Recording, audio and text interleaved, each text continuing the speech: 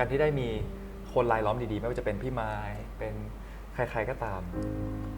โปรู้สึกว่าโปแฮปปี้มากที่เห็นตัวเองทุกวันนี้ที่พอส่องกระจกแล้วเนี่ยคือเรา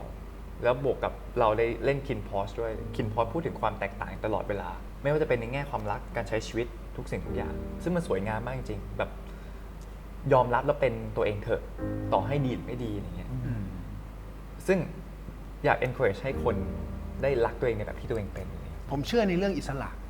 ไม่ว่าจะทางความคิดหรือการตัดสินใจแต่สิ่งที่เป็นแก่นของอิสระก็คือเราอยู่ณโมเมนต์นั้นได้อย่างเป็นธรรมชาติได้อย่างเป็นอิสระในทางความรู้สึกทางความคิดแล้วจริงๆหรือยัง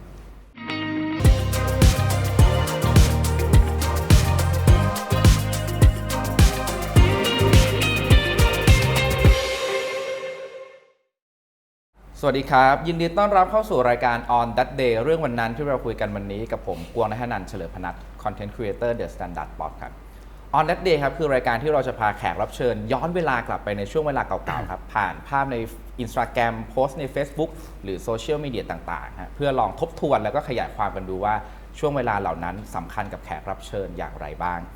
และแขกรับเชิญที่จะมานั่งทำแมชชีนย้อนไปในเวลาเหล่านั้นกับพวกเราในวันนี้คือนักแสดงคู่นี้มายและอาโปจาก KinPorsche The Series สวัสดีครับ สวัสดีครับ สวัสดีครับ สวัสดีครับเดี๋ยวก่อนที่เราจะเริ่มย้อนเวลาครับเราลองคุยกันเรื่องปัจจุบันก่อนฮะของเจ้าของ Account เหล่านี้เราลองมองเขาเข้าไปเลยฮะดูภาพเหล่านี้ของคุณมายภาคภูมิ Account ชื่อนี้ลองดูก่อนฮะคร่าวๆแล้วลองบอกกันหน่อยว่าคนคนนี้น่าจะเป็นคนยังไงฮะแล้วให้ดูไปเลย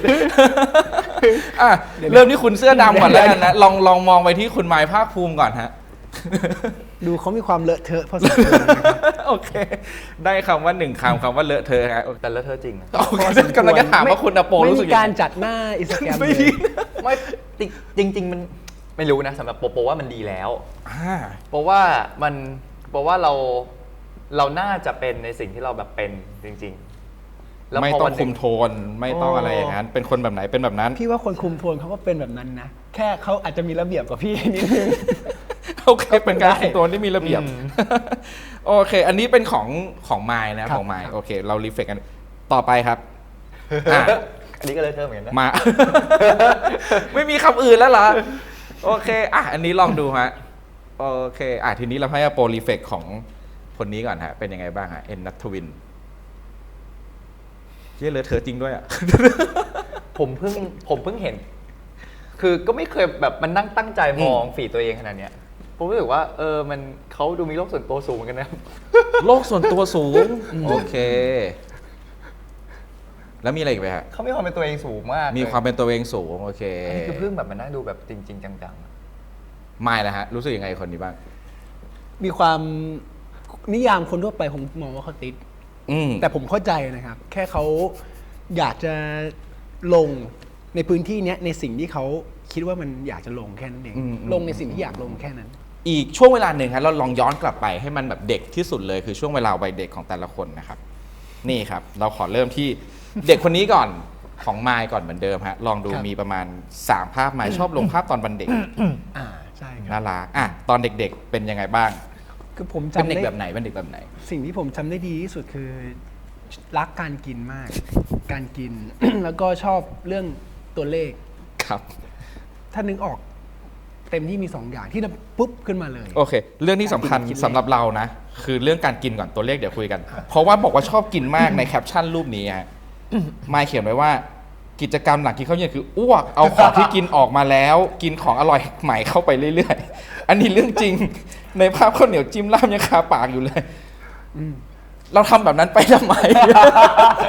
คือเด็กมันเป็นความสุขอะเด็กมันไม่ได้คิดอะไรหน้าหลังเราก็แบบแค่รู้สึกว่าเฮ้ยมันอร่อยเราอยากกินสมัยก่อนจะมีแม่นมคนหนึ่งชื่อว่าแม่สีอันนี้เขาอายุเยอะมากแล้วก็แม่สีจะเลี้ยงเราเหมือนลูกเลยรักมากนอนด้วยกันอย่างเงี้ยครับทุกวันเขาก็จะสอนให้เรากินเผ็ดกินส้มตำกินลาบแบบแดงๆครับพริกตั้งแต่จำความได้เขาจะซัดให้เรากินเหมือนผู้ใหญ่แล้วเราก็จะชอบไปกินข้าวกับโต๊ะผู้ใหญ่น้ำลายไหลเท่าทีทำไม่เห็นกันสดๆเลยแล้วพอไปกินข้าวกับโต๊ะผู้ใหญ่เนี่ยมันจะต่างกับโต๊ะเด็กมากนะครับ เพราะเด็กๆคือ 5-6 ขวบ 4-5 ขวบเขาก็จะแบบเป็นอาหารที่มันไม่หลากหลายไม่วาไรตี้แต่พอไปโตผู้ใหญ่ปั๊บโอ้โหมันจะมีน้ำพริกข้าวเหนียว มันมีทุกอย่าง เราก็อยากลองเราเป็นคนชอบลองเราก็จะลองแล้วเราก็ไม่รู้จักประเมินตน แม่เคยเตือนว่าชูชกเราไม่เคยอ่านไม่เห็นภาพ ไม่รู้จักยังไม่รู้ เขาเคยบอกแล้วเราก็ไม่เก็ตหรอกก็กินไป แล้วมันก็อ้วกจริง ๆ ทุกวัน ในช่วง 2-3 ปีเกือบทุกวันนะครับ คือกินจนอ้วกเราไม่ได้พยายามอ้วก ไม่ ออกมา กินแล้วมันก็อาจจะกินเสร็จไปวิ่งเล่นสำรอกแล้วก็กลับมากินใหม่ โอเค คือดีกว่าใจสู้ คือโปอ้วกไม่แปลกแต่อ้วกทุกวัน เกือบทุก เดี๋ยว วัน มาดู เกือบ แปลก ทุกวันแล้วก็จะถ้าไปถามญาติๆพี่ๆผมเขาจะชอบแซวบอกว่าผมชอบเอามีดอิโต้ไปไล่วิ่งฟันคนอื่น เพราะแย่งไก่ ถือว่าเป็นเรื่องใหญ่ เรื่องใหญ่ในชีวิตแล้วก็ฝึกการต่อสู้แย่งชิงอะไรอย่างนี้ตั้งแต่ตอนเด็กๆ เพิ่ง แล้ว รู้ตัวว่ามีทักษะการต่อสู้นี่แหละ ก็ตอนมารีมายเรื่องนี้แหละครับ โอเค ก็เลยมาเล่นกินพอส ก็แปลว่าลองมาดูที่เด็กคนนี้ฮะแล้วลองรีเฟล็กเรื่องเมื่อกี้ดูรู้สึกยังไงกับเด็กคนนี้บ้างฮะน่าสนใจไหม น่าสนใจมาก มีหลายคนบอกว่าโปแปลกโปคิดว่าอันเนี้ยแปลกกว่าโปโปคิดว่าแบบเอ๊ะอะไรนะ อาจจะเพราะผมอยากเป็นนักแข่งกินด้วยเมื่อก่อนตั้งแต่เด็กๆ เราดูรายการช่องหนึ่งมันจะมีรายการญี่ปุ่นอันหนึงที่มันมีแข่งกิน พวกทีวีแชมเปี้ยนอะไรประมาณนั้น ใช่ โอเค ทีวีแชมเปี้ยนหรือโกโกริโกะอะไรสมัยก่อนนะถ้าผมจำชื่อรายการไม่ผิด ผมก็จะสรรหา แล้วก็มันจะมีเทคนิคต้องไปวิ่งต้องกินน้ำต้องกินเกินโอเวอร์โหลดให้กระเพาะขยายอะไรเงี้ยเราก็ทำสิ่งที่น่าสงสารที่สุดคือเคยไปทำร้านหมอฟันที่ขอนแก่นจากกาฬสินธุ์ไปแล้วก็กินข้าวแม่ก็เผื่อให้ชั่วโมงแล้วขับรถไปปุ๊บแล้วไปมันก็ต้องตรวจสุขภาพในช่องปากครับ แล้วก็เราก็อ้วกเต็ม ยิ่งเด็กยิ่งไม่ได้ เต็มอ่างแล้วมันเป็นลาบกับข้าวเหนียวจำได้มันเต็มอ่าง ขอปกติเขาเอาไปบ้วนเลือด ใช่ครับ บ้วนเลือดลงไป จริงๆก็ไหนๆก็เล่าแล้วก็เอาเรื่องนี้มายกให้ต้องขอโทษร้านสองคุณหมอที่คอนแก่นด้วยนะ แต่ว่าคือเวลาที่เราอ้วกหรือเรามีประสบการณ์ที่แบบเลวร้ายกับอะไรอ่ะเรามักจะไม่ชอบอาหารสิ่งนั้นไหมหรอ มันไม่ได้อ้วกเพราะไม่ชอบไงมันอ้วกเพราะว่ามันยังไม่เต็มอ่ะในความรู้สึก ท้องมันเต็มแล้ว แต่ใจมันยังไม่พอใจมันยัง ไม่พอ โอเค ใจสู้หรือเปล่า ผมไม่เคยคุยเรื่องนี้จริงจังนะแล้วผมรู้สึกว่าน่าสนใจ ปกติท็อปิกเนี้ยเราคุยกันเรื่องความฝัน ความเติบโตการเปลี่ยนแปลงความเจ็บปวดในวัยเด็ก อันนี้พอแล้วสำหรับเราอิ่มแล้ว โอเคอโปอะวัยเด็กอโปแต่อโปอะเป็นคนที่ไม่ค่อยลงรูปตอนเด็กๆ ถ้าเราไปค้นดูอะเราเจอภาพนี้ภาพเดียวเป็นช่วงมัธยมปลาย โปคือคนไหน คนที่สองนับจากซ้ายคือโปจะผอมมากแต่ก่อน อ๋อ คือจริง ๆ สมัยก่อนลงนะ แต่ว่าเรารู้สึกว่ามันเหมือนมันไม่ใช่เราขนาดนั้นอะไรเงี้ยเราก็เลยแบบลบภาพไป แล้วเราก็เลยคือเหมือนคือพื้นฐานโปจะเป็นคนแบบว่า ไม่ค่อยได้โฟกัสกับสิ่งที่เราได้ลงมือทำไปแล้ว เพราะเราถือว่าเราได้ตั้งใจทำไปแล้วอ่ะหรือตั้งใจไม่ตั้งใจไม่รู้อ่ะแต่ความรู้มันณตอนนั้นอ่ะมันเท่านั้น แต่พอมันโตมาปั๊บเราก็จะเป็นพวกไม่ได้โฟกัสแล้วเราจะโฟกัสสิ่งตอนนี้แล้วเดินไปเรื่อยๆอะไรเงี้ยมันจะมีบางคนที่แบบว่าแบบเคยไปคุยแล้วแบบเขาบอกว่าเขายังนึกถึงเวลานั้นเวลานี้อันเนี้ยอันนั้นมันเหมือนมันไม่ใช่เนเจอร์เราอะ เข้าใจ ซึ่งเราเคยพยายามทำนะแต่มันก็แบบเหมือนมันจะนึกไม่ค่อยออก โอเค แต่ในภาพนี้โปเขียนไว้ว่าดูกี่ครั้งก็ยังรู้สึกดีทุกครั้งอำลาถิ่นคนดีโยธินบูรณะ ครับ แสดงว่าช่วงมปลายเป็นช่วงเวลาที่เราชื่นชอบมีความหมายมีความสุข ชื่นชอบไหมก็เป็นอีกช่วงเวลาหนึ่งที่ทำให้เราได้เติบโตขึ้นบอกว่าช่วงเวลาที่ชอบที่สุดคือเวลาปัจจุบันสำหรับโปนะ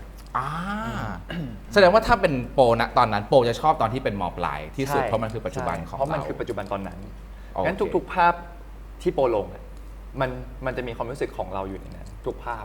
ต่อให้เป็นภาพที่แบบไม่ได้สื่อสารอะไรเลยอะแต่เราอะรู้ว่าเราทำอะไรอยู่ ช่วงเวลาไหนรู้สึกยังไงคิดยังไงแบบนี้ครับ ช่วงเวลาปัจจุบันณตอนนี้คือช่วงที่ดีที่สุดของโปเหมือนกัน ใช่ครับ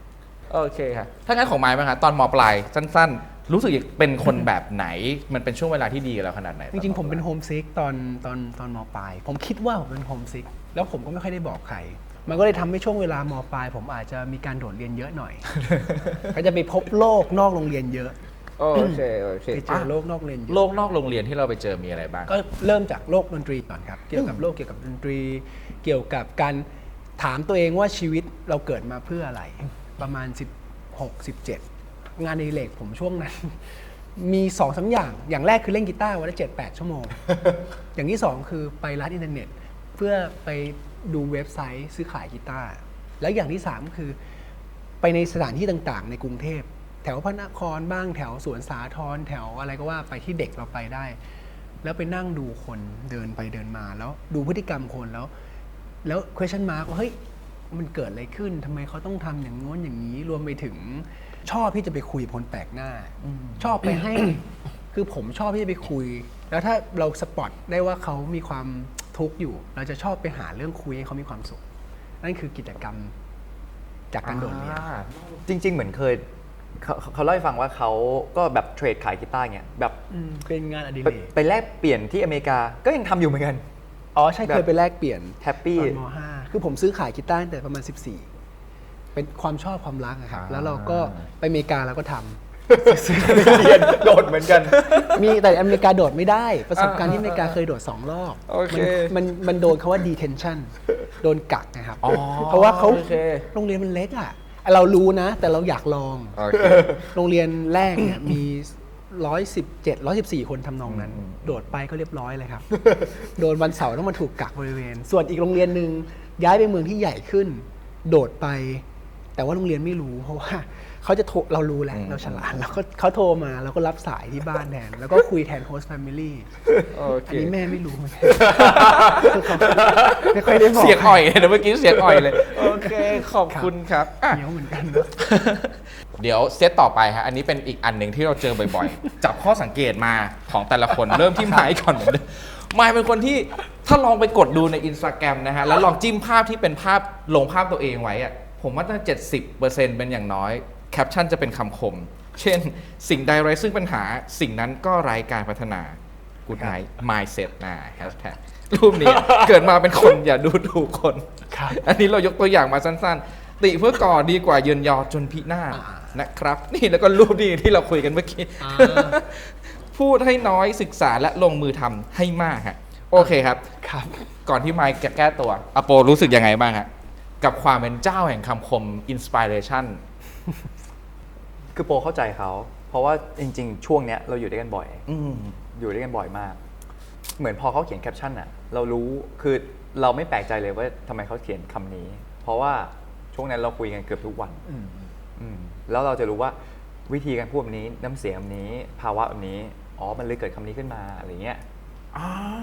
แสดงว่ามันไม่ใช่การโพสต์ที่โพสต์คำคมเฉยๆ เช่นไปเจอคำนี้มาแล้วก็ดึงมาเป็นแคปชั่น แต่มันจะประกอบสร้างจากความรู้สึกเหตุการณ์ประสบการณ์ที่เจอถูกต้องใช่ไหมครับ ก็ประมาณนั้นจริง ถ้าตอบว่าไม่ครับผมไปก๊อปปี้มาเดี๋ยวเอาไปหนึ่งช็อตเลย ยา นะ อยู่แต่กลัวน้องตกหัว มือใกล้มากเลยผม โอเคถูกต้องฮะมาอธิบายได้เลยครับ คือที่ผมใช้คำว่า mindset ตรงนี้คือผมเล่นคำว่าจับคำว่า mindset ปกติเป็นชื่อตัวเองไปใส่ก็คือเป็นสิ่งที่ตัวเองคิดจริง ๆ ดังนั้นไอ้พวกแคปชั่นที่ลงสัก 80% อะไรเงี้ยจะเป็นแคปชั่นที่เราป๊อปอัพขึ้นมาเองไม่ได้เกิดจากการอ่านหรือว่าเกิดจากการอันนี้สวยดีว่าอะไรเงี้ยผมแค่รู้สึกว่าเวลาผมคุยกับตัวเอง อาจจะออกกำลังกายหรืออะไรมันมีเวลากับตัวเองอะเราจะชอบเอาอะไรมาทบทวนหรือกลั่น สิ่งที่ผมไม่ชอบที่สุดก็คือการที่คนในสังคมเขาแบบฆ่ากันขยี้กันอะไรเงี้ยผมจะเห็นบ่อยไม่ว่าจะเป็นเกี่ยวกับเราโดยตรงหรือเกี่ยวกับบุคคลอื่น แต่เราก็ไม่ได้ไปติเขานะครับ เราก็แค่กันว่าเฮ้ยจริงๆแล้วการใช้ชีวิตเนี่ยมันน่าจะมีแก่นหรือหลักอาจจะยึดตรงนี้เราก็แค่แบบรู้สึกว่าเราเห็นมาแล้วรู้สึกมันไม่เห็นดีเลยกับการที่แบบมีปัญหาแล้วต้องไปจมกับปัญหาสมมติรูปนี้นะครับ ดังนั้นถ้ามันมีปัญหาแล้วมันดีซะอีกทำให้คุณรู้ว่าอะไรคือปัญหาแล้วก็ไปต่อ ผมก็เลยแค่กลั่นออกมาเป็นคำออกกำลังกายเสร็จก็โจทย์อะไรอย่างเงี้ยเพราะเมื่อก่อนเราชอบเขียนเพลงด้วยสมัยเด็กๆครับ ต่อไปฮะถ้าเกิดว่าไมค์คือเจ้าแห่งคำคมแล้วก็อโปก็จะเป็นเจ้าแห่งการถ่ายรูปหน้ากระจกครับ เราลองไล่ดูแล้วก็เดี๋ยวเริ่มที่ไมค์ก่อนเดี๋ยวลองรีเฟรชกันดูนะฮะอันนี้เราก็งงมากเหมือนกันไม่เซลฟี่แบบอย่างนี้ด้วยนะแต่จะถ่ายรูปหน้ากระจกแล้วมันมีเยอะมากมันมีทุกรูปแบบถ่ายแบบเฉยๆธรรมดาถ่ายแบบอันนี้ถ่ายแบบนี้ ถ่ายสะท้อนปุ๊บปั๊บปุ๊บปั๊บอย่างนี้ มีเต็มไปหมดอันนี้เกินนะฮะโอเค เอ้ยตะกี้ใครวะหล่อ ก็จริง แวะนิดนึงโอเคไม่ก่อนนะรู้สึกยังไงได้เห็นเขาเวลาเขาถ่ายอย่างนี้ไหมบ่อยไหมแล้วเวลาห็น คือ คน ผม อื่น เข้าใจเขามาก คือผมก็เป็นคนหนึ่งที่เขินที่จะเซลฟี่แบบ อ่า ที่เรียกว่าเซลฟี่จริงๆผมว่าเราสองคนมีโรคต่อต้านอะไรบางอย่างของ ไม่ได้ต่อด้านไม่ได้ต่อด้าน เราแค่ไม่เหมือนคนอื่น มันแซวเล่นว่ามันเหมือนมีอะไรบางอย่างที่แบบเราเลยเข้าใจน้องเขาเลยเวลาทำงานก็เข้าใจ เพราะว่าการถ่ายเนี้ยผมก็ถ่ายเยอะ ถ่ายผ่านกระจกผมจะไม่นิยมแบบ ผมเขิน ผมจะมีความเขิน ผมว่าน้องเขาน่าจะเขินเหมือนกันที่ทำอย่างนั้นใช่ไหม ใช่ อย่างที่สองผมก็คิดว่าวันเกิดปีหน้ารู้แล้วจะซื้ออะไรให้น้องเขา ซื้อกระจก เจอแน่ โอเคดิเอาไปใช้เลยติดตัวหรืออะไรก็ได้ แต่เดี๋ยวจะได้มีอุปกรณ์เอาไว้ลงหนึ่งอย่างนะครับโอเคไม่ฮะกับการถ่ายรูปหน้ากระจกตัวเองจริงอย่างที่ไม่บอกไหมครับโปเรื่องที่ว่าขี้เขินหรือเปล่าหรือว่ายังไงบ้างกับ จริงๆโปเป็นคนขี้อายมาก อืม ๆจริงๆแล้วก็คือเหมือนแบบว่า ย้อนกลับไปแบบคำถามแรกๆว่าชอบเล่นโซเชียลไหมอะไรเงี้ยมันเหมือนกับจริงๆไอ้รูปที่เราลงทั้งหมดอะโปเป็นคนถ่ายรูปเยอะมากถ่ายรูปเก็บไว้ เยอะจริง แล้วทีเนี้ยพอวันหนึ่งที่แบบว่าเหมือนเขาบอกว่าเฮ้ยแบบอยากจะฝากเล่นโซเชียลให้หน่อยนะเราเลยเหมือนแบบถ้าจะให้ถ่ายรูปใหม่หรือแบบไปสถานที่หนึ่งแล้วแบบมันนั่งถ่ายรูปเนี้ยมันไม่ใช่สไตล์เราอะเราจะเขินเราก็เลยเหมือนเอารูปเก่าๆมาลงแล้วดังนั้นรูปเก่าๆก็คือเป็นรูปที่ถ่ายผ่านกระจกแล้วส่วนใหญ่มักจะปิดบังส่วนใดส่วนหนึ่งหน้าตาคือเรา ๆ เข้าใจ บางทีเราเขินที่จะเห็นหน้าตัวเองด้วยซ้ำอะเออ เข้าใจ โอ้เรื่องนี้เราเก็ตมาก เราเป็นแบบนั้นเลย ใช่เลยถ่ายผ่านกระจกเพราะแค่แบบว่าก็อย่างที่พี่มายบอกแหละเวลาเราเห็นหน้าตัวเองในแบบผ่านกล้องเนี้ย เราจะเขินมากเลยนะเรารู้สึกว่าจะทำหน้าไงนะอะไรเงี้ย คือถ้าเกิดว่าถ่ายอ่ะคือต้องเห็นด้านหลัง ต้องให้คนอื่นถ่ายให้ อย่าเห็นหน้าตัวเอง ใช่ เหมือนหมาเจอกระจกจะตกใจอย่างนี้ เออ นึกออกไหม นึกออก ใช่มันเป็นแบบ เอ๊ะ ไม่นึกออกแต่มันไม่น่ามาเปรียบเทียบเป็นตอนนี้ เขาทำเป็นคำคมเฮ้ยแต่มันใช่คือมันจะรู้สึกแล้วแบบ เอ๊ะเราต้องมองตรงไหนนะเราต้องทำหน้ายังไงนะคือมันจะเป็นความรู้สึกกันแต่พอมันถ่ายผ่านกระจกอ่ะก็ไม่ต้องมองกระจก ก็มองโทรศัพท์อะไรเงี้ยอ่า มีฟิลเตอร์ของความเขิน ใช่ โอเค ทีนี้เราลองคิดดูฮะอันนี้ถามทั้งสองคนเลย ครับ แต่เอาสถานการณ์จากกระจกมาลองดูน่าสนใจดี ก็คือไม่ต้องถ่ายรูปนะฮะแต่ทุกวันเนี้ยเราเวลาเรามองไปที่กระจกอะเราเห็นภาพที่มันสะท้อนออกมา เรารู้สึกว่าเรารู้สึกยังไง กับตัวเองที่สะท้อนกลับมาในนั้น เราแฮปปี้กับมันขนาดไหน เราเห็นอะไรในตัวเราในทุกๆ ครั้งที่เราส่องกระจกและเห็นตัวเองบ้าง คือถ้าผมทุกวันนี้ผมโฟกัสไปที่เรื่องงานซะส่วนใหญ่ ถ้าตามตรงเลยครับ ส่องกระจกแล้วเห็นงานเข้ามาหน้า ใช่ มัน จริงๆส่งกระจกแล้วเรานึกถึงอะไรที่เกี่ยวกับงานรีเลทเกี่ยวกับงาน โอเค แทบจะผมว่า 95%มันน้อยที่จะเห็นว่าเฮ้ยคิดเป็นเรื่องอื่นน้อย หรือแม้กระทั่งเห็นบางทีเราอาจจะไม่ได้เห็นตัวเองเราไม่ได้นึก ใช่ ถึงแบบหน้าตาเฮ้ยเราแก่ขึ้นหรือยัง ใช่ไม่ เราต้องไปทำอันมันก็ไม่ใช่ แต่ แบ นึก บนั้น อาจจะนึกว่าเอ้ยผมมันหนาไปหรือยังต้องไปตัดพี่ช่างทำผมเขาจะลำบากไหมเซต ก็เป็นเรื่องงาน ใช่หรือว่าเอ้ยหนวดมันจะขึ้นแล้วพรุ่งนี้ต้องถ่ายต้องไปซื้อมีดโกนแล้วอะไรเงี้ยเป็นอย่างนั้นไปกลายเป็นเรื่องงานซะส่วนใหญ่ ของไมค์เป็นสะท้อนเห็นเรื่องงานอโปเห็นอะไรบ้างครับ ของโปเห็นช่วงชีวิตกับงาน ช่วงชีวิตคือทุกครั้งที่เราส่องกระจกอะเราจะเห็นว่า อันนี้สมมุติว่าตอนนี้โปผอมลงมากโปก็แบบว่าเฮ้ยช่วงนี้เป็นช่วงที่เราไม่ได้โฟกัสกับการกินแล้วไม่ได้โฟกัสกับการออกกำลังกายมากนะแล้วช่วงนี้เราเป็นไงบ้างคือหน้าตาเราโทรมไปหรือเปล่าเรานอนน้อยไปไหมเราดูแลตัวเองได้ดีหรือเปล่าอะไรเงี้ยหรือว่าแล้วเราโปชอบมองตาตัวเองแบบเอ๊ะแววตานี้มันมีอะไรอยู่ในแววตานะเราเครียดหรือเปล่าอะไรเงี้ย แบบส่วนมองในเรื่องงานก็มองว่าแบบ เอ๊ะวันนี้แบบ สมมติเมื่อคืนกินมาดึกวันนี้หน้าบวมเปล่าผมต้องตัดหรือยังหนวดโกนไหมเอ้ยวันนี้หน้าโทรมไปแล้วเขาจะแต่งหน้าเข้าเปล่า หรือว่าแบบบอดี้นี้มันจะใส่เสื้อผ้าแล้วมันโอเคไหมอะไรเงี้ยแล้วก็ดูในเรื่องคอมโพสแบบคอมโพสิชันเวลาสมมติเนี่ยคือถ้าอยากไปออกงานเนี่ยก็จะเขาจะมีถ่ายรูปอย่างเงี้ยงั้นเราตัวเราต้องพร้อม ว่าเสร็จปั๊บเราเดินมาตรงนี้แล้วหันงี้เขาพร้อมถ่ายเราได้เลยอย่างเงี้ยก็จะมองเป็นเรื่องชีวิตกับเรื่องงาน ทั้งคู่ตอนส่องกระจกตอนนี้พอใจกับตัวเองที่ยืนสะท้อนกลับมาจากกระจกมากขนาดไหนครับ พอใจมากครับ พอใจมากขึ้นกว่าเมื่อก่อน ไม่เกี่ยวกับเรื่องหน้าตา แต่ผมว่าเป็นเรื่องของเราเห็นตัวเองณปัจจุบันอีก 5% นั้นคือเรื่องที่เหมือนที่พี่กำลังถามคือเราเห็นตัวเองจริง ๆ ว่าอ๋อนี่มึงนะมึงคือมายนะโอเคมึงคือแบบนี้ในตอนนี้ ซึ่งบางครั้งก็เป็นแบบโปรเอากระจกมาถ่ายตัวเอง แต่ไม่ลงนะครับถ่ายตัวเองปุ๊บเพื่อเป็นเมมโมรีว่าอีก3 ปี 5 ปีถัดไป หรือแก่กว่านั้นเราจะกลับมาดูว่าไอ้เหี้ยกูตอน30คืออย่างนี้โดยที่ไม่ต้องมีใครอ่ะเราเห็นตัวเองเนี่ยมายถ่ายมายอย่างเงี้ยครับคือสิ่งที่ผมก็พอใจ ต่อให้วันหนึ่งหายไปครึ่งซีกก็คงยังพอใจในแบบที่ผมเป็นในผ่านกระจก โอเคครับ ครับ อโปครับ ทุกวันนี้ไม่ค่อยพอใจเท่าไหร่ ถ้าเกิดเป็นในแง่แบบบอดี้นะครับ เพราะเรารู้สึกว่าโปรไม่ได้มองในแง่ของคุณสวยอะแต่โปรมองในแง่แบบเฮ้ยถ้ายืนเราเป็นแบบนี้โครงสร้างเราเป็นแบบนี้เฮ้ยแปลว่าเราเนี่ยอย่างเนี้ยเรานั่งขอยห้างบอร์ดเปล่าๆแล้วกระดูกมันเอียงเปล่าหรือว่าเรายืนท่านี้แล้วแบบว่าเฮ้ยเราใช้งานร่างกายมันหนักมากเลยนะอะไรเงี้ยแต่ถ้าส่วนมันเป็นแบบสีหน้าแววตาโครงหน้าอะไรเงี้ยเรารู้สึกว่าเอ้ยในความรู้สึกตัวเองคือเรารู้สึกเก่งขึ้นเรื่อยๆนะเพราะว่าพอเราเจอคนเยอะขึ้นเราสามารถแบบจัดการกับอารมณ์ได้ดีมากขึ้นเราสามารถเข้าใจสิ่งต่างๆได้มากขึ้นแล้วก็อย่างเงี้ยเพราะว่าคือมันส่งผลผ่านสีหน้าแววตาทั้งหมดส่วนไอ้เรื่องถ่ายผ่านกระจกก็คล้ายๆที่พี่มายพูดแหละครับว่าคือที่โปรถ่ายทั้งหมดอะถ่ายว่าตอนนี้นะโมเมนต์นี้เรามีสีหน้าแบบนี้ความรู้สึกนี้อยู่ในแววตาสีหน้าท่าทางแบบนี้นะตอนนี้โมเมนต์นี้แล้วโปรจะจำได้ว่าวันนั้นคือวันอะไรใช่อยู่ที่ไหนเมื่อไหร่ โอเค ก็เลยเหมือนถ่ายไปอย่างเงี้ย โอเค เยอะมากเลย ผมว่ามนุษย์เราจำเรื่องราวต่างๆ ด้วยภาพ ใช่ โอเค บางทีก็ลืมไปก็แค่ขอกลับไปดูนิดนึง เพราะอย่างวันเนี้ยจะเป็นวันที่มีความเป็นวันหนึ่งที่มีความสุข เป็นวันที่ไปเอาท์ติ้งที่หัวหิน ใช่ กับทีม Beyond Cloud ใช่ เป็นครั้งแรก ไปแล้วที่ร้านกา แล้ว แฟ แล้วด้านหลังคนนั้นอ่ะคือรุ่นน้องในทีม แล้วคนที่หันหลังก็คือเป็นผู้จัดที่พี่ปอนแล้วก็ข้างๆก็คือพี่หมาย เอาแล้วผีฝั่งซ้ายเป็นวิญญาณ ไม่ เอาไม่มีเหรอ อันนั้นคือน้องเจ้าของร้าน อะไรเงี้ยเนี่ยคือเราจำโมเมนต์ได้ แล้วเราจำได้ว่าทำไมใส่สร้อยอันนี้ทำไมใส่เสื้อตัวนี้ทำไมใส่แว่นอันนี้อย่างเงี้ย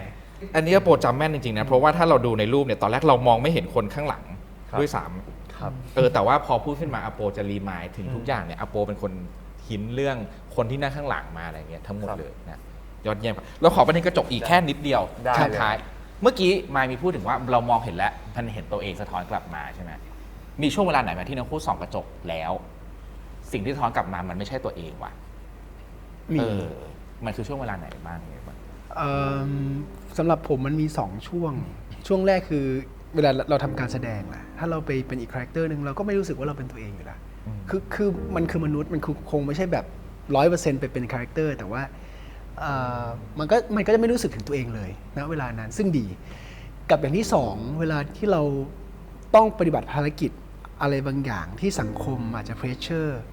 ให้เรา อะไรก็ว่าไปจนเราไม่เป็นตัวของตัวเอง บางทีเรามองกระจกเราอยากร้องไห้ก็มี นั่นคือโมเมนต์ที่เรารู้สึกว่าเฮ้ยมันไม่มีเราอะแล้วจริง ๆ ตามตรงอะผมเกลียดมากกับการที่ต้องไม่ซื่อสัตย์กับตัวเองคือถ้าเราโกหกหรือไม่โกหกมนุษย์โกหกอยู่แล้วมีบ้างแต่ว่ากับการที่ไม่ซื่อสัตย์กับโกหกกับตัวเองเป็นเรื่องที่ผมว่าเป็นเรื่องที่น่าทรมานใจมาก ถ้าเราต้องทำผมก็เลยรู้สึกว่าไอ้การที่เราไม่เป็นตัวของตัวเองในแบบที่สองเนี่ยไม่ค่อยอยากจะเจอเท่าไหร่ แต่ก็มีมาบ้างเรื่อยๆครับ นึกออกครับโอเค ขอบคุณครับอโปครับส่องกระจกมีไหมฮะเชี่ยคนที่ซ้อนกลับมาไม่ใช่มึงว่ะอโป เคย ใคร ครับ วะ ตอนเด็กๆ จริง ๆ มันเมื่อนานมากๆ เหมือนเราโดนบอกว่าต้องทำอย่างนี้ต้องเป็นแบบนี้ ต้องเป็นแบบนั้นถึงจะดี แล้วด้วยความที่เราเด็กอะเราไม่รู้ว่า มันใช่หรือไม่ใช่ แต่เขาเป็นผู้ใหญ่แล้วเราก็เลยเชื่อว่ามันดี เข้าใจ แล้วทีเนี้ยเรารู้นะ เรารู้ได้กัดฟีลลิ่งลึกๆของเราว่า อันเนี้ยไม่ใช่เรา แต่เราอ่ะไม่รู้จะเอาออกมายังไง แล้วทุกครั้งที่มองเห็นตัวเองอ่ะก็คล้ายๆพี่หมายก็คืออยากจะร้องไห้อยู่ตลอดเวลา แล้วพอมาจนมาทุกวันเนี้ยเราได้การที่ได้แบบไปต่างประเทศการที่ได้ทำนู่นนี่นั่นจนถึงทุกวันเนี้ย การที่ได้มีคนรายล้อมดีๆไม่ว่าจะเป็นพี่ไมค์เป็นใครๆก็ตาม โปรรู้สึกว่า โปแฮปปี้มากที่เห็นตัวเองทุกวันนี้ ที่พอส่องกระจกแล้วเนี่ยคือเรา แล้วก็จะรู้สึกแย่มากที่เราไม่ได้จริงใจกับตัวเอง เพราะเราเคยเป็นคนนั้นมาก่อนวันนี้เราอยากจะจริงกับตัวเองให้มากที่สุด จริงในแบบ เข้าใจ positive นะ ใช่ใช่ แล้วเราก็อยากจะเป็นในแบบที่เราอยากเป็นทำในแบบที่เราอยากทำจริงใจกับตัวเองให้มากที่สุด สิ่งนี้ก็อยากแบบเป็นสิ่งที่โปพูดถึงในทุกๆรายการอยู่ตลอดเวลา แล้วบวกกับเราได้เล่นคินพอสด้วยคินพอสพูดถึงความแตกต่างตลอดเวลา ไม่ว่าจะเป็นในแง่ความรักการใช้ชีวิตทุกสิ่งทุกอย่าง ซึ่งมันสวยงามมากจริงๆแบบยอมรับแล้วเป็นตัวเองเถอะต่อให้ดีหรือไม่ดีอะไรเงี้ย ซึ่งอยาก encourage ให้คนได้รักตัวเองในแบบที่ตัวเองเป็นอะไรเงี้ยซึ่งก็พูดอยู่มาตลอด ขอบคุณครับ พูดนะเหมือนเตรียมเอาไว้ว่าช่วงต่อไป มันจะต้องพูดถึงเรื่องอะไรกันทั้งคู่เลย มันจะเข้ามาสู่ที่ช่วงเวลานี้ฮะเป็นอีกโมเมนต์สำคัญที่ไม่ได้ตั้งใจเนาะมันเข้ามาเอง ไม่ได้ตั้งใจ ไม่รู้ มันเข้ามาอันนี้เราดึงจากที่ทั้ง เอาไว้ สองคนพูดเหมือนกันเลยฮะจากประเด็นเมื่อกี้จากประเด็นกระจกที่เราคุยกันเมื่อกี้แล้วมันก็จะมีเรื่องการแสดงที่เป็นอีกคนหนึ่งกับเรื่องของการรักตัวเองการเป็นตัวเอง ให้ลองตอบคำถามแบบนี้ครับว่าเวลาเราส่องกระจกแล้วเราไม่ได้เห็นตัวเองเป็นมายแต่ว่าเราเห็นตัวเองเป็นคิน เรารู้สึกยังไง และคินกับพอชนะครับเขาทำให้เรารู้สึกรักตัวเอง แล้วมันจะช่วย encourage ผู้คนในเรื่องการรักตัวเองอย่างไรได้บ้างครับ คนลุกเลยอะคนลุกเลย ใช่ลดแอร์หน่อยได้ไหมครับ ใช่ ไม่ใช่สิเดี๋ยวเมื่อกี้ซีนก็เตรียมปูมาแบบโอ้โหเกรงกันไปหมด ปกติเคยเล่นมุกแล้วแบบแปะอันนี้ อันนี้ได้ต้องเก็บเอาไว้ต้องเก็บเอาไว้ ฝากตัดต่อด้วยนะครับ อย่าตัดทิ้งนะ อย่าตัดทิ้งนะก็ตอบคำถามก่อนคือผมมองตัวเองเห็นคินในตัวเองเนี่ย เวลาเป็นคินผมรู้สึกมีความสุข ผมรู้สึกว่าคินเขามีความมั่นใจในตัวเอง มีความชัดเจนในแววตาในทุกอย่างที่เป็นเขา ผมรู้สึกว่านั่นแหละคือสิ่งที่เป็นเสน่ห์ของคินเขาซื่อสัตย์กับความรู้สึกของตัวเองในแบบของคินมาก พูดถึงอิงจากในเรื่องมาด้วยนะครับ ครับ เวลาเราเห็นเขาส่องในซีนกำลังจะเข้าฉากอะไรเงี้ยเราชอบส่องด้วย เราก็จะรู้สึกว่าเฮ้ยนี่แหละมันคือตัวตนของเขาเสน่ห์ของเขาความชัดเจนต่างๆ ที่เป็นอย่างเงี้ยครับมันดีมาก ผมว่าเสน่ห์ของคนหนึ่งในเสน่ห์ที่มันหาได้ง่ายที่สุด แต่อาจจะทำยากที่สุดด้วยซ้ำคือการเป็นตัวของตัวเองรักในการที่เป็นตัวของตัวเองครับแบบที่โปบอกไปเมื่อคู่ โอเคครับ อันนี้เป็นคินของมายครับพอชของอโปครับ พอชทุกวันนี้โปสนิทกับเขามาก แล้วโปรักเขามาก เขาเป็นคนหนึ่งในอุดมคติที่เราอยากเป็นมากๆจากแต่ก่อนว่าเขาเป็นคนที่เป็นธรรมชาติสูงมากแล้วจนพอเราได้เป็นเขาอะเราได้เข้าใจสิ่งต่างมากขึ้น เพราะว่าคือด้วยความที่นิสัยเขาใกล้เรามากอะเราจะกลับมาถามตัวเองตลอดว่าเฮ้ยสมมุติว่าไอ้ไลน์ไดอะล็อกเนี้ยเขาพูดคำนี้ขึ้นมาเขาพูดคำนี้ขึ้นมา คนคนหนึ่งที่พูดคำนี้ขึ้นมาโตมาจากอะไร เกิดอะไรขึ้นกับเขาเป็นยังไง แล้วเราลองถามตัวเองซิว่าทุกๆวันในชีวิตทุกเราเนี่ยแต่ละคำที่เราพูดออกมาทำไมเราถึงพูดอย่างนี้ทำไมเราถึงพูดคำนี้ออกมาทำไมเราถึงเป็นคนจริงจังตั้งใจ เพราะอะไรแล้วก็ย้อนกลับไปต่างๆนานามันก็เหมือนได้รีเฟกตัวเองไปด้วยเหมือนรีเฟกเขาแล้วรีเฟกเราไปด้วยแบบพร้อมๆกันอะไรเงี้ยก็เลยรู้สึกว่า มันน่าสนใจมาก ข้อหนึ่งเสริมที่พี่มายพูดในแง่ของเสน่ห์แต่ก่อนผมเป็นคนไม่มีเสน่ห์เลย ไม่มีเสน่ห์เลยแล้วไม่ธรรมชาติด้วย ซึ่งทีเนี้ยโปเคยไปถามกับผู้ใหญ่หลายคนแบบ อยากเล่นมุกมากเลยแต่แป๊กเนี่ย แล้วก็จังหวะนี้ก็ดูมือ มุกผู้ใหญ่เนี่ยต่อไม่ขัด คือก็ไปถามมาหลายคนน่ะแล้วโปถามว่าเสน่ห์คืออะไรครับ แล้วหลาย ๆ คนนั้นน่ะตอบว่า ไม่รู้อ่ะแต่รู้ว่าอันเนี้ยคือเสน่ห์โอเคหรือว่าแบบ ไม่รู้มันเซนส์ได้ แต่พอเราโตมาพอวันหนึ่งที่เราได้คือจากที่เราเป็นคนไม่เป็นธรรมชาติมาก่อนเพราะคนอื่นบอก วันหนึ่งที่เราได้เข้าใจกับตัวเองมากขึ้น ได้รู้แล้วว่าเราชอบอะไรอยากทำอะไรหลายๆคนน่ะเริ่มอยากจะเข้ามาคุยเข้ามาเอนจอยกับเรามากขึ้นเราก็เลยรู้สึกว่าเฮ้ยเราเริ่มมีเสน่ห์มากขึ้นแล้วหลายๆคนก็มักจะชมว่าเฮ้ยผมเป็นคนมีเสน่ห์นะเราเลยเหมือนเริ่มรู้ว่า เรากลับไปคิดแล้วว่ามันคืออะไรวะเราก็เลยได้คำตอบสั้นๆคำเดียวคือเป็นธรรมชาติ ธรรมชาติจะทำให้ยูมีเสน่ห์นี่ก็เลยเป็นสิ่งที่โป encourage คนตลอดเวลาว่าจงเป็นตัวเองเถอะต่อให้ดีไม่ดี ถ้าไม่ดีก็แค่แก้ไขมัน เพราะโปก็เคยทำสิ่งที่มันอาจจะไม่ใช่ในสำหรับคนอื่นมาก่อน แต่ณวันนั้นเราความรู้แค่นั้นไงแล้ววันนี้เราแค่แก้ไขมันแล้วทำใหม่ก็แค่นั้นเองแล้วสิ่งที่ดีอยู่แล้วก็คีปไปแล้วเราจะเอาความดีงามเนี้ยส่งต่อให้กับคนอื่นในโลกได้ ซึ่งก็เลยคิดว่าพอสเป็นคนหนึ่งที่มีเสน่ห์มากเพราะเขาแค่เป็นธรรมชาติมากๆคือเอาจริงๆคือถ้าดูในเรื่องอะคินไม่ได้มีเสน่ห์ขนาดนั้น ในมุมมองของคนอื่นแต่คินมีเสน่ห์มากในสายตาพอสเพราะว่าคินจะเผยในมุมต่างๆที่แบบมันเป็นธรรมชาติของเขาอะ โอเค เบื้องหน้าเขาอาจจะต้องรับภาระในสิ่งต่างๆเยอะมาก มีมากเนี่ยแต่พอได้ไปอยู่ด้วยกันจริงๆได้ไปเจอกันจริงเฮ้าเป็นคนน่ารักอีกเป็นคนเบ้อบ้าเหมือนกันนี่มันเลยรู้สึกว่าเอ้าพอเห็นธรรมชาติของอีกคนหนึ่งมันเลยรู้สึกว่าเอ้ยยูมีเสน่ห์เหมือนกันนะอันนี้ก็เลยเป็นจุดเริ่มต้นที่ทำให้แบบได้ไปตัวละคร2ตัวนี้มันไปกันเรื่อยๆก็เลยคิดว่าตัวละครพอสคือให้อะไรกับโปเยอะมาก แล้วเขาเป็นเหมือนสัญลักษณ์หนึ่งในการบอกผู้คนว่าจงเป็นธรรมชาติเถอะรักในสิ่งที่ตัวเองเป็น อะไรไม่ใช่แค่แก้ไขมัน โอเค ขอบคุณครับเมื่อกี้อโปพูดถึงคินเอาไว้ด้วย ทีนี้ลองให้ไมค์พูดถึงพอชครับ เวลามองไปเห็นตัวละครนี้เรารู้สึกยังไงบ้าง กุนตีน โอเค ก็ต้องใช่แหละ อันนี้ก็ต้องมาอันดับหนึ่งแหละ กุนตีน ผมจะเห็นใน2 มุมที่แบบตอนเราไปเป็นคินที่เราแบกทุกอย่างที่เป็นคินกับแบบที่เราเป็นไมล์ ถ้าเราเห็นเป็นไมล์แล้วว่าก็คือตามตรงนะ เราเห็นก็คือแม่งเด็กเหลือขอคนหนึ่ง แต่ว่าไอเด็กเหลือขอความหมายผมคือ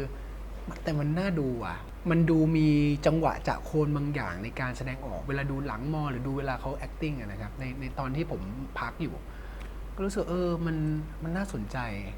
อย่างที่ผมบอกไปว่าอย่างที่โปบอกไปได้แหละว่าความแตกต่างอะตรงเนี้ยมันคือเสน่ห์ไอ้คาแรคเตอร์แบบเนี้ยผมว่าผมไม่ค่อยได้เห็นในชีวิตจริงใกล้ตัวผมก็เลยว่ามันมีเสน่ห์ส่วนท่านในมุมมองแบบของคินคือ เวลาเราแบกสิ่งต่างๆคือคินต้องการอิสระซูเปอร์ออบเจกตีฟของเขาคืออิสระแล้วผมรู้สึกว่าตัวพอสเนี่ยมีอิสระทางความคิดทางการตัดสินใจการลงมือทำสูงหรือที่เรียกว่าธรรมชาตินะครับมันก็เลยเป็นสิ่งที่คินพยายามหา ต่อให้เขาแสดงออกไม่ได้แต่ถ้าคนใกล้ตัวเขาเป็นเขาก็เหมือนลูกแมวตัวหนึ่งที่แบบอยู่กับแม่ คล้ายๆกับเซฟโซน มีเซฟโซนอย่างน้อยก็เป็นเซฟโซนจำลองข้างเขาอย่างเงี้ยมันก็เลยเป็นเสน่ห์ในแบบหนึ่งที่คินเห็นเหมือนกัน เป็นเสน่ห์ที่เติมเต็มซึ่งกันและกันด้วย ใช่ เนาะ แบบเต็มกันและกัน โอเคครับ ทีนี้มาที่อีกประเด็นหนึ่งฮะอันนี้เป็นประเด็นที่มี อันนี้เราให้พูดเป็นคำ ทำไมขึ้นภาพนี้ขึ้นมาแล้วกันขึ้นมา เราตกหล่นอะไรข้อมูลอะไรไปหรือเปล่า ไม่ครับ แค่เห็นภาพก็มีความสุขละเหมือนโปจะคิดแล้วจำทุกอย่างเป็น สวย ภาพ ครับ ขอใช้ความสามารถนี้อีกรอบหนึ่งอธิบายภาพนี้ให้ฟังหน่อยฮะ เหมือนตอนชอบการเก็บรายละเอียด ความรู้สึกมันเป็นยังไงบ้าง โมเมนต์เนี้ยคือโมเมนต์ที่เป็นการดู EP 1 ครั้งแรกของทีม Beyond Cloud ในเรื่อง Kin Post Series แล้ววันเนี้ยเป็นวันที่สื่อต่างๆ จะได้มาดูพร้อมๆกับเรา พรีเมียร์ ใช่ มันคืองานพรีเมียร์ของ Kin Post ซึ่ง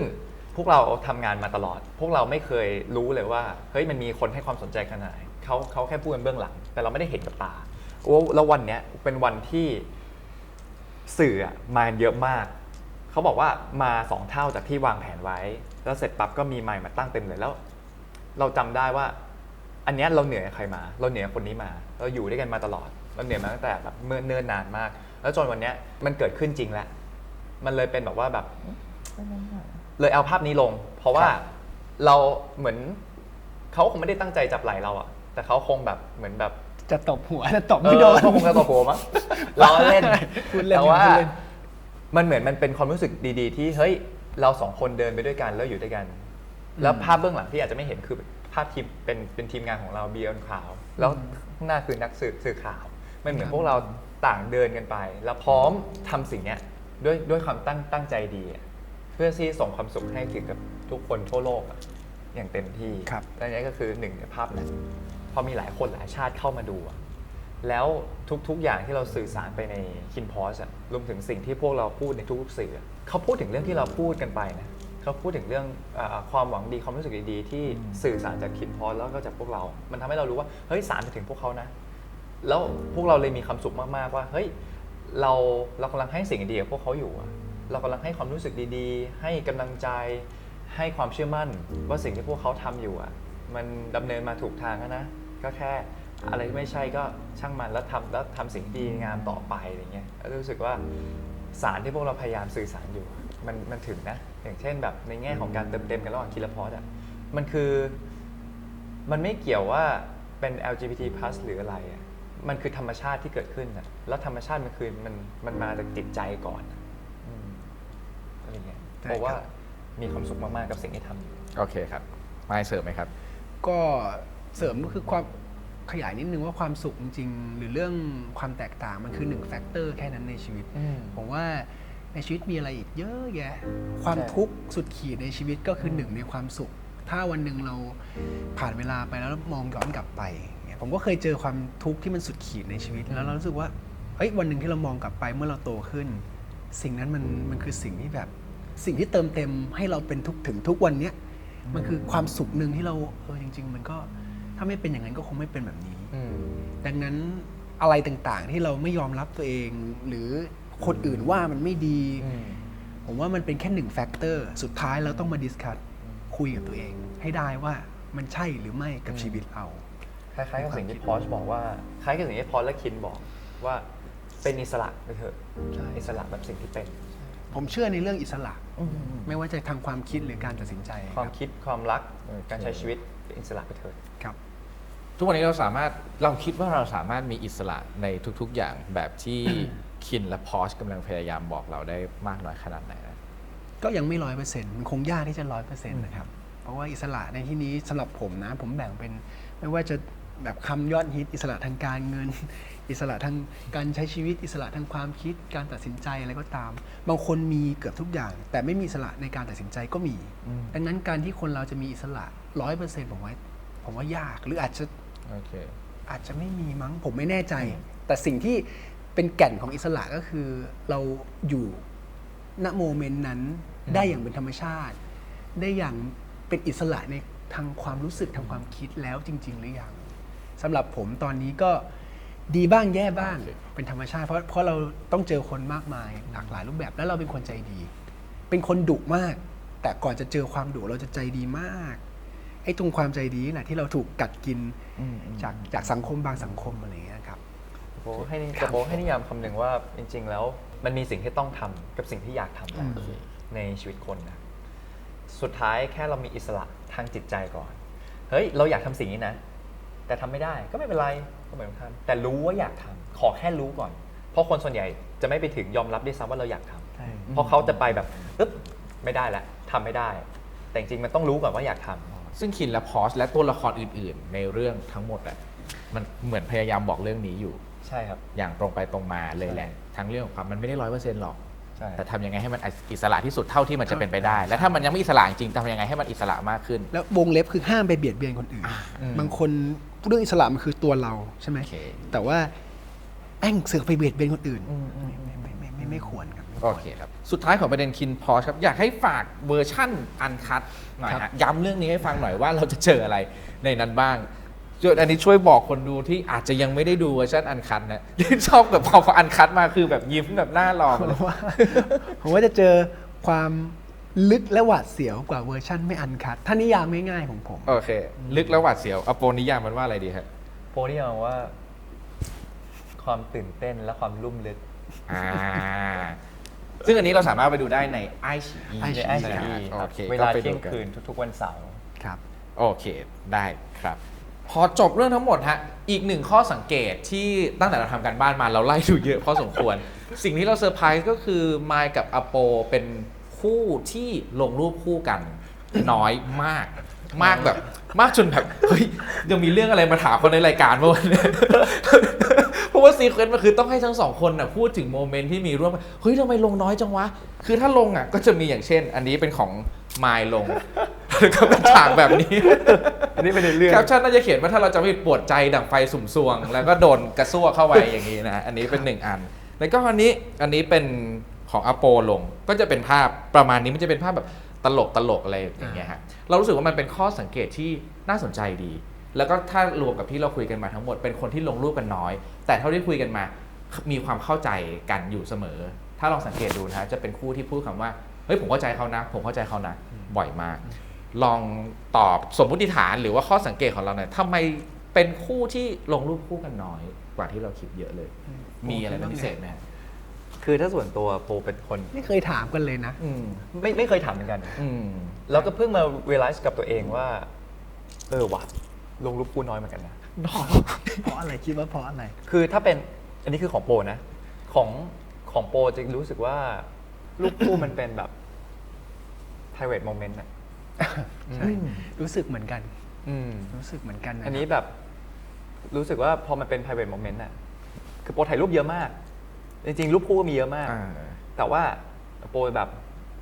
จะเก็บไว้ดูเพราะแค่รู้สึกว่าไม่ได้จำเป็นต้องอวดใครอะไรเงี้ยเพราะแค่รู้สึกว่า เข้าใจ ในความรู้สึกดีๆ บางอย่างโปเชื่อว่าคนที่เขามองมาเขาเห็นอยู่แล้วแหละว่าเราแบบรักกันแค่ไหน หวังดีต่อกันแค่ไหน ใส่ใจกันมากแค่ไหน เข้าใจ เหมือนอย่างที่บอกมาตลอดทั้งรายการว่า เราอยากจะจริงกับตัวเองมากที่สุด เราไม่ได้อยากทำอะไรเพื่อใคร งั้นไอ้รูปคู่เราจะเก็บไว้ดูเอง แล้วเราเป็นคนขี้อายด้วยไงการที่จะถ่ายภาพเนี้ยจำได้เลยว่าไปทำอะไรมา คือโปจะไม่ใช่คนที่แบบว่าไปไม้มันถ่ายรูปตัวเองหน่อยดิแค่พูดก็เขินแล้วอะแบบเอ๊ะคือถ่ายรูปตัวเองก็เขินแล้วพี่ถ่ายโปก็จะเป็นฟีลแบบพี่มายืนนี่ดิถ่ายอะไรเงี้ย ชอบเป็นผู้กำกับชอบเป็น แล้วเขาบอกเฮ้ยมึงไม่กูเก๊กไงเหรอ ก็มา อย่างนี้แหละ ยืนปุ๊บ พี่ อะไรวะปุ๊บถ่ายเลยอย่งงี้ย เพราะเรา เป็นต้น แล้วเราเชื่อเรื่องความเป็นธรรมชาติไงบอกว่าเนี่ยก็เป็นธรรมชาติดีคิดในใจไม่ได้พูด มุมของมายบ้างครับตกเมื่อกี้คิดเหมือนกันว่าว่าเราไม่ค่อยลงรูปกันเนอะแล้วมันก็มีความเป็น private moment อยู่มุมมองของมาย คื เป็น อ ยังไง เหมือนกันเลยครับ ผมหนึ่งคือ private moment คิดเหมือนกัน อย่างที่สองคือผมเป็นคนขี้เขิน ผมก็จะเวลารู้สึกผมจะบอกทางอ้อม นิสัยเสีย เป็นนิสัยเสียที่พยายามแก้กับครอบครัวเหมือนกันกับอาม่าอย่างเงี้ยอาม่าอายุเยอะแล้ว90กว่าแล้วก็ยังบอกทางอ้อม ไปหาไปยิ้ม แต่ก็ไม่ได้แสดงออกมากมาย แต่ดีขึ้นกว่าตอนเด็กเยอะแล้ว เช่นกันการลงรูปคู่กับโปเนี่ยแบบเนี้ยคือเรารู้สึกเราก็จะใช้คำอื่นที่แบบดูตลกแต่จริงๆซับเทคแล้วเรารู้อาจจะรู้คนเดียวด้วย มันก็คือเป็นอีกแบบหนึ่งอะไรอย่างเงี้ยครับมันมีเขียนว่าปวดใจดังไฟสุมซวงคนก็คงคิดว่า โดนอะไรอย่างนั้น อะไรเงี้ยแต่ แต่จริงๆแล้วมันก็มี มีไฮของมันในโมเมนต์ที่เรารู้สึก ซึ่งมันก็เยอะอยู่แหละ แต่จริงๆคือมีรูปคู่เยอะจริง เพราะว่าทุกๆครั้งเวลาเขาไปไหนเขามักจะถ่ายเนี่ยถ่ายนิ้วเขาแล้วโปมักจะยื่นหน้าไป แล้วโปก็แบบว่า โอเค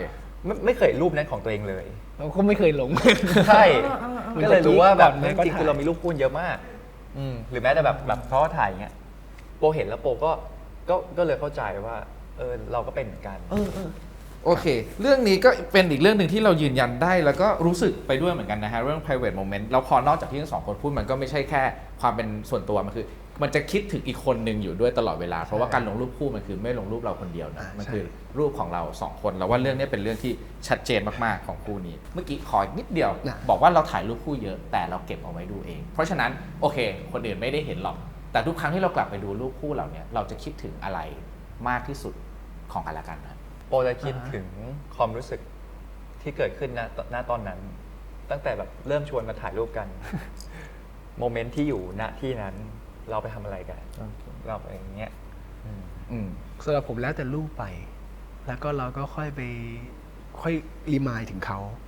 เหมือนเราค่อยๆเสพบรรยากาศผ่านรูปตรงนั้น ใช่ ผมเป็นคนชอบเสพงานศิลป์อยู่แล้วเห็นรูปมันก็เหมือนงานศิลป์แบบหนึ่งที่มันเกิดจากคอมโพสิชันต่าง โอเค ๆ โดยธรรมชาติด้วยซ้ำปุ๊บเราก็ไปดูแล้วก็แบบจินตนาการต่อจากรูป แต่เอาความจริงแล้วอ่ะ คือ เมื่อกี้ปลอมเหรอ ไม่ใช่ไม่ใช่แค่บอกว่า คือสมมติถ้าถ่ายรูปคู่ไปอ่ะ เอาจริงคือส่วนตัวโปก็ไม่กล้ามองคือโปจะเขิน แต่ว่าอย่างบาง โอเค แต่ว่าหลายๆรูปอ่ะโปจำได้ว่าโปเป็นคนถ่ายให้ แล้วโปถือว่าอันนี้คือรูปคู่แหละอย่างมันมีรูปหนึ่งที่พาเขาไปซื้อรองเท้าคาวบอย แล้วเขานั่งอยู่ตรงกลางรองเท้าคาวบอยคือรวมเลย แล้วเราเป็นคนถ่าย โปถือว่าอันนี้คือรูปคู่ละ เข้าใจ เอ้ยชอบดีนิยามการเป็นรูปคู่มันไม่ได้ต้องไปอยู่ตรงหน้ากล้อง ใช่ เหมือนกันรูปคู่มันคือรูปที่คู่ของ ใช่ เราทำอะไร ใช่ ด้วยกันบางอย่าง แต่เราจำได้ว่า ดี ท่าไหนที่เราถ่ายเพราะท่านี้เลย แล้วดูเอ้ยดีพี่เดี๋ยวแป๊บนึงเดี๋ยวขอดรอป โอเค สองเดี๋ยวขอดรอปแสงอะไรเงี้ยเราจำได้เราคิดว่าอันนี้คือรูปกูแหละ คือในรูปหนึ่งมันอาจจะเป็นสิ่งที่เราพยายามสื่อออกไป แต่ว่าในรูปนั้นความหมายมันไม่อยู่แค่ในสิ่งที่เราสื่อออกไปครับ สุดท้ายครับเราขอปิดรายการด้วย สิ่งนี้นะครับ อันนี้เป็นรูปวันเกิดอันนี้ไม่มีอะไรมากเป็นกิมมิคของรายการ วันเกิดล่าสุด เหมือนกันนะฮะนี่อันนี้คือ โอเค วันเกิดของไมล์ลงรูปนี้ ครับ นะครับ แล้วก็อันนี้วันเกิดของอโปลงเป็นรูปนี้ไว้นะฮะ โอเค วันเกิดดูไม่เกิดเลย อันนี้เราก็จะตั้งข้อสังเกตอีกอย่างเหมือนกัน เป็นนักแสดงสองคนที่เวลาวันเกิดเขียนถึงวันเกิดน้อยมาก เหมือนประหนึ่งมันคือวันธรรมดา1 วันเลยลงภาพวันเกิดคือเหมือนเช่นเดียวกับลงภาพทุกๆวันที่ผ่านมา เพราะฉะนั้นอันนี้เราจะลองทำให้มันพิเศษขึ้นด้วยกัน ให้ขอพรวันเกิดอะไรก็ได้1 อย่างที่อยากให้เกิดขึ้นกับชีวิตณตอนนี้ของไมล์และอโปครับใครก่อนก็ได้ใครก่อน อโปก่อน อโปก่อนนะ คือจริงๆเหมือนโปรเวลาโปรลงอะไรที่เกี่ยวกับวันเกิดอะโปรรวบรวมให้มันมีวันเกิดแล้วมันมีคนอวยพรมาก่อน แล้วไปลง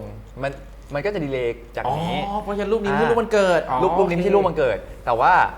ใดๆก็ตาม โอเค ก็ถือว่าใช้รูปนี้เป็นอวยพรวันเกิดแล้วกัน ไม่มีการคุมโทนไม่มีการอะไรใดๆทั้งสิ้น ใช่ โอเคเชิญเลยนะ โปขอให้ทุกคนบนโลก มีความรักดีๆโปรู้สึกว่าพอเขามีความรักดีๆอะเขาจะมองทุกอย่างเป็นบวกไปหมดเลย พอมองทุกอย่าง positive ปั๊บเขาจะเข้าใจในสิ่งต่างๆที่เกิดขึ้น พอเขาเข้าใจปั๊บบวกอยู่แล้วด้วยเขาก็อยากส่งต่อ โอเค พอส่งต่อไปให้คนปั๊บโลกมันก็น่าอยู่ แล้วมันก็จะมีความสุขมากๆ ก็คล้ายๆกับที่โปรแล้วก็ทุกคนใน KinPod The Series พยายามทำอยู่ การส่งความสุขส่งความรู้สึกดีๆ ให้กับคน ครับ นี่ครับคือพรที่อยากจะบอก ขอบคุณครับ ไม่แล้วครับ ขอพรว่าอะไรดี ของผมบ้างก็คือผมถ้าเลือกถ้ามันมีจริง ถ้ามันเสกได้จริง ผมอยากให้ทุกคนบนโลกผมแล้วก็คนรอบๆตัวผมเนี่ยอย่างแรกเลยมีความสุขมากๆในทุกๆวัน